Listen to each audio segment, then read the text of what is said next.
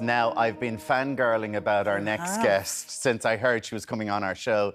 Whether she's on the West End stage, the Hogwarts greenhouse, or Graham Norton's sofa, for over 60 years, our next guest has entertained audiences around the world. And with so many stories to tell, she couldn't just fit them into one book. She's got a brand new memoir, the second one. Please welcome the unapologetically fabulous Miriam Margolyes. Good morning, Miriam. How are you? Hello, darlings. Hello, Ireland. I'm so thrilled to be talking to you. It's so lovely to have you. And I have been, since I was reading this book, and I got it last week, I've been quite obsessed with the exclamation mark on the Oh Miriam, as to whether it's Oh Miriam or Oh Miriam. What is it, Miriam? Are you shocking people? Are you disappointing people? Which is it? Well, I think it's kind of a mixture of all of them. And by the way, that brilliant cover design, which is enticing people to buy it, was designed by someone called Sarah Aratoon. And I always like to give her a mention, because my success depends on a lot of other people's, and certainly hers is due a mention. So the exclamation mark, it looks a bit like, well, I'm not going to say what it looks like, but the actual remark... We're off! I know it's watershed, 9 in the morning. Nobody says naughty things before 9 o'clock, or does naughty things before 9 o'clock. Maybe. But that is just how people refer to me. Oh, Miriam. Different tones of disgust, appreciation, etc. Well, it's all appreciation from us here this morning, Miriam. And I mean, so most people, this is your second one, most people would have fit their life story into one, but not you. You had to do a second one. Well, I didn't have to, but they offered me a lot of money.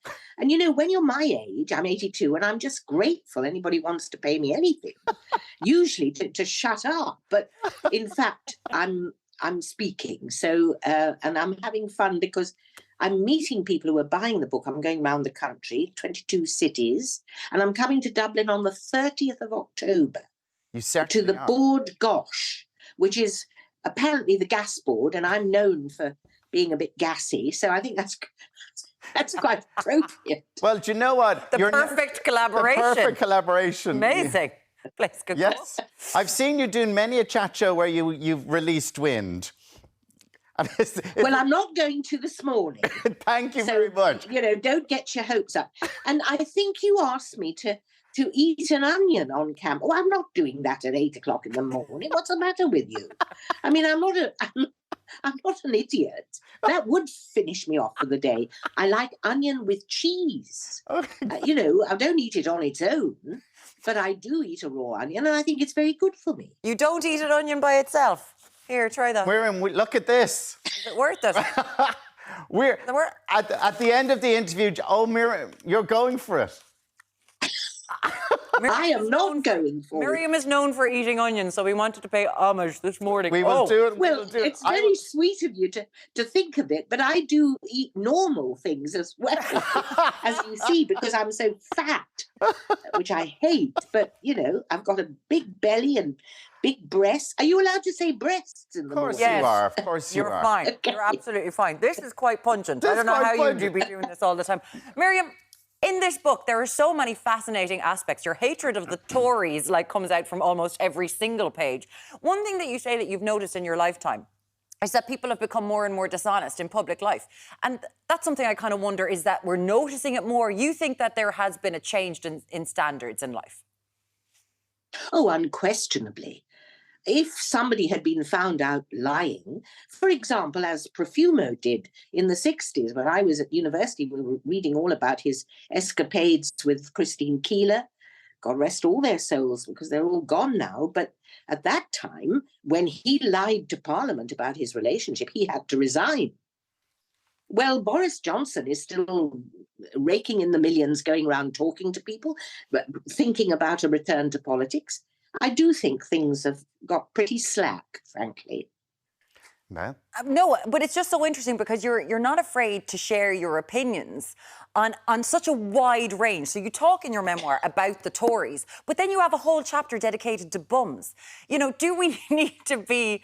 Do people have to be allowed to be multifaceted? What's your fascination with the Tories and bums, Miriam? And bums, did you say B-U-M-S? Yes, bums. Are you allowed to say that in the morning? Gosh. Oh, yeah. Well, bored gosh, in fact. Well, yes, I think people should be able to talk about anything honestly as long as they tell the truth. But when you're in politics, you have an absolute responsibility to tell the truth. Because look, we're in Brexit now. All I want is an Irish passport. And I've said publicly what I would do to get one. That perhaps was tongue in cheek, if one is allowed to say the word tongue. But I just feel we've got to be kind, we've got to be honest, we've got to be open and multifaceted. I don't want to limit people, but I do want to limit lies. That I would like to limit. Miriam, you said in your book as well, when you're talking about bottoms, you're also talking about friendship, and friends are a core for you, and you've had some great friends for many, many years. But you're like most of us might have maybe 30, 40 contacts in a phone. You have 11,739. How in God's name have you still got all those contacts in a contact book? Well, some of them are plumbers and people who make clothes. You know, they're not all close friends. I would never say that. But we all know how important friendship is. It's I think one of the keys to life. And women are particularly good at friendships. I think men are a bit nervous about making friends. So I always remember Daddy, my darling Daddy, saying, friends are people who drag you down. Well, I don't find that. Friends are people who keep me whole. And one of the lovely things about touring is that I'm meeting all my old friends. And when I did my show in Oxford recently, where I was born and brought up, I saw a lot of my old school friends in the audience, and they came round after. And it was so lovely to see them. And I like staying friends with people. I keep them in my life. That's why I'm fat. You know, I like to hold on to things. It's all related to all of these things. With all of these friends, in the book you talk that you have offended many people in your life, but that one way that you like to get to know someone, the first thing you like to ask them about is sex, because you think that it's a great icebreaker. Is that something that you still do? I'm sorry to say I do still do that. I don't have sex anymore. I just talk about it. And I'm fascinated by it because it's something I believe we all share. We're all interested in it. And we all giggle about it a bit, I suppose. But it's a human thing. It connects people. And I've enjoyed all my sexual activities. And I do perhaps miss it a bit. But not a lot, because then I can do other things, you see, because it was on my mind so much. I didn't do very much when I was younger. I just thought about it and did it. Sounds like a good life, to be fair. You've had such a wonderful life and worked constantly of your life. But like, as you're saying, you get to a stage where you think maybe retiring, but you're working more than ever. But I think a lot of people know you from your appearances with the one and only, the great Irishman, Graham Norton, on the Graham Norton Show. And it opened up a whole new audience of people who just went, this woman is absolutely fantastic. Do you love going on the show? Actually, I do. I love Graham. And I think there's something about his Irish nature that is life-enhancing. I have a friend, Sandra O'Brien, I call her Biddy. She calls me Biddy, I call her Biddy. And she's a dear friend, and I met on Wicked, and she does my hair and makeup still. By the way, I'm not haired or made up today. I come to you in my nightie, fresh from the shower. I'm clean and fragrant, and loving the Irish. No, the thing about Graham is he loves people. Yeah. He's interested, so he listens, and he's quick as lightning. And he's made a big difference to my life. So I thank him with all my heart. And I believe I've been asked to go on his show quite soon. So I'm thrilled to bits. When you have something that you're publicizing, you don't get paid, and that's fair enough. When you're just on his show just to entertain, you do get paid. So he's doubly delightful, I think. I'm showing up the book to make sure that Miriam knows she's not getting paid when she's on with us today, unfortunately. And we're looking at a picture right there of you and your Vogue cover that you did earlier on this year. Miriam, how fantastic. Wasn't that a surprise? My goodness. And then Tim Walker, this wonderful photographer, he said, would I do a nude shot? I said, as long as my Fanny, am I allowed to say Fanny?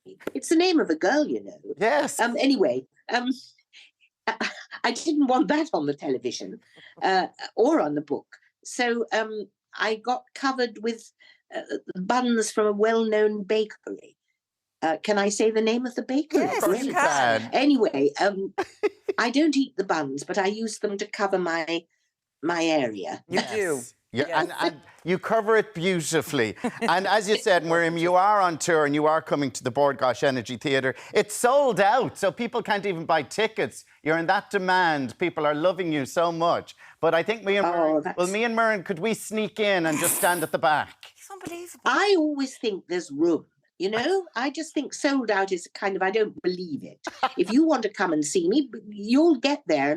And if you can remind me, I'll make sure that somebody gets you in. But you've got to be careful because, you know, when my friend on this morning show didn't queue to watch the Queen's lying in, they got into trouble. They did. So you've got to be careful how you use your privilege. However, I'll always we will buy a ticket. If there's any released, we will buy a ticket. Miriam Margolyes, it's been a joy. Thank you. Thank you, Miriam. Oh, here, Miriam, look, I'm going to try an onion. Here we you're go. Amazing. Oh, bless you. The book is called Oh Miriam. It's your second memoir and it is utterly enjoyable. Miriam, thank you for joining us this morning. Bless you. I love you. Thank you, Alan. So thank you, both of you. Bye-bye. Oh, my God. You spit that out on national Oh, my television. God. Time to head over to... We'll give it to... Talk to you in a minute.